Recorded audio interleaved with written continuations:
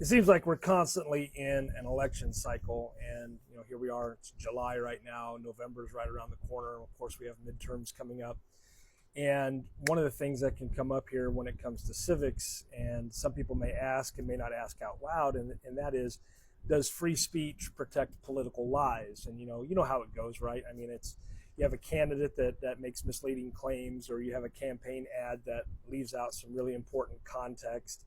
There's a fake image that may spread online, something that's been created by the campaign, or you have robocalls going out that telling voters, that's something that's not true.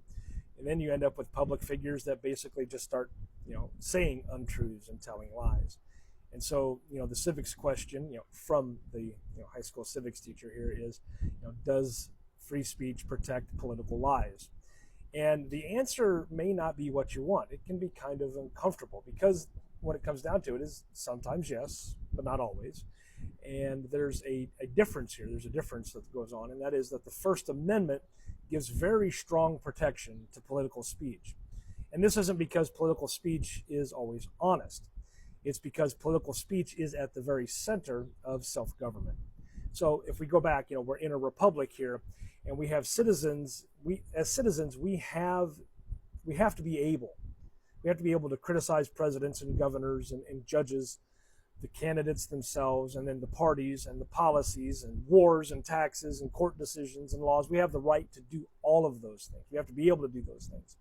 And if the government had broader power to actually decide which political claims were true enough to be allowed, then that power could easily become censorship.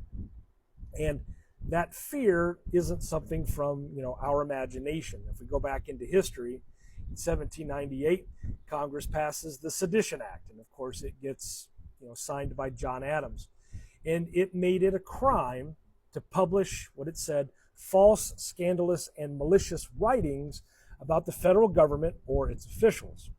Supporters said it was about stopping dangerous lies, but in practice, it was actually used against political opponents of the Adams administration. That early controversy really taught an important lesson. And that was, when a government gets to punish political criticism by calling it false, free speech then is in danger. Now, that doesn't mean the truth doesn't matter.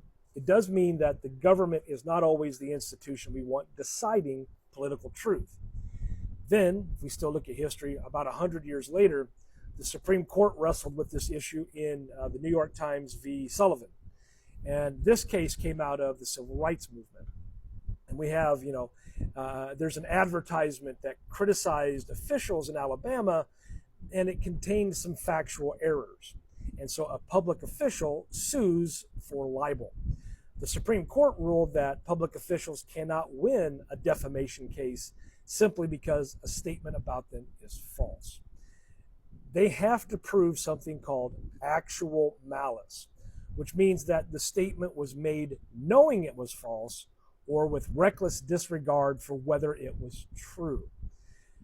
That rule gives breathing room for political criticism, because if every mistaken statement about a political official could lead to punishment, people would be afraid to criticize those people in power. And like I said, a republic needs criticism of power. Then we can get to more current times. It was by 2012, and the Supreme Court decides United States v. Alvarez. And this case involved a man who falsely claimed he had received the Medal of Honor. The Supreme Court said that the government could not simply create a broad rule that false statements have no First Amendment protection. In other words, a lie is not automatically outside the First Amendment just because it's a lie. Now, that's a pretty hard idea, but the reasoning behind it is important. If every false statement could be criminalized, government power over speech would be enormous. And here's the deal. People exaggerate and they make mistakes and they repeat things they believe are true but aren't. And people use satire and parody, sarcasm, it's like my superpower, and then just rhetorical exaggeration. And so political life can be, messy. And the First Amendment does not protect truth by letting government punish every falsehood. It protects political debate by limiting how much power government has over speech. But this is where the second half of the answer matters. Free speech does not protect every lie in every situation. Defamation can still be punished when the legal standard is met. Fraud can still be punished. Perjury is still a crime. False advertising can be regulated. Making threats, that's not protected. Impersonating someone in order to deceive people can create legal problems. And then lies that interfere with voting, such as telling people the wrong election date, wrong polling place, false eligibility rules, they can be treated differently from ordinary political exaggeration. So the real answer isn't lies are protected or lies are not protected.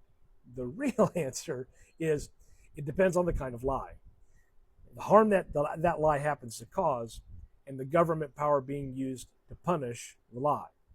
And that distinction has become even more important today because technology has really changed the scale of deception. Because political lies, they're not new, right? The founders lived in a world of partisan newspapers.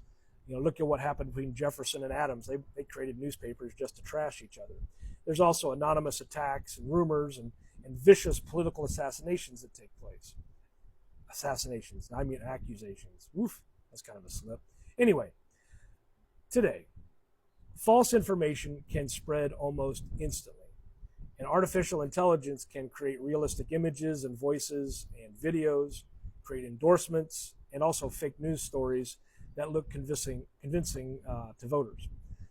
In 2024, voters in New Hampshire received a robocall using an AI-generated voice that sounded like President Joe Biden, and it discouraged people from voting in the primary. Now, this was not just a normal campaign attack. It was a fake voice used to mislead voters about participating in an election. More recently, a New York City Council candidate was accused of using AI to create false endorsements and fabricated news content during a campaign. And he argued the issue involved free speech.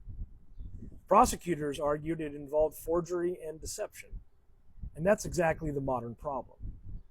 Where is the line between persuasion and fraud?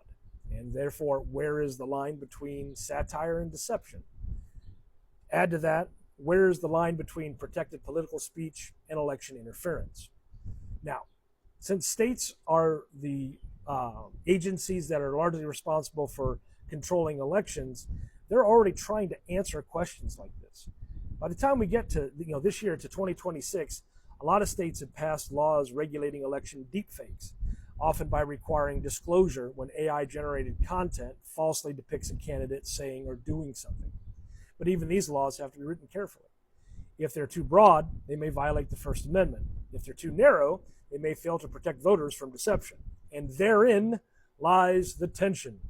A free society has to protect speech, including speech that is wrong, exaggerated, offensive, or deeply misleading. But a democratic republic also depends on voters having access to reality. If citizens cannot tell the truth between a real recording and a fake one, a real endorsement and a fabricated one, and a real voting rule and a false one, then self-government becomes more difficult. Still, the answer cannot simply be let the government decide what is true, because the solution creates its own danger. The better civic answer is to be more careful, and that is to protect political debate. Punish fraud and defamation and impersonation and threats and direct election interference when the law allows it. Require transparency where appropriate. Build media literacy. Support reliable journalism. Check sources before sharing. And also, understand that free speech is not the same thing as freedom from criticism, fact-checking, consequences, or accountability. So does free speech protect political lies? Sometimes yes. So, there are some lies that cross legal lines. And lines used to defraud, defame, threaten, impersonate, or interfere may be treated difficultly. But a republic needs free speech. A republic needs truth. And citizenship requires understanding both. Thanks for watching.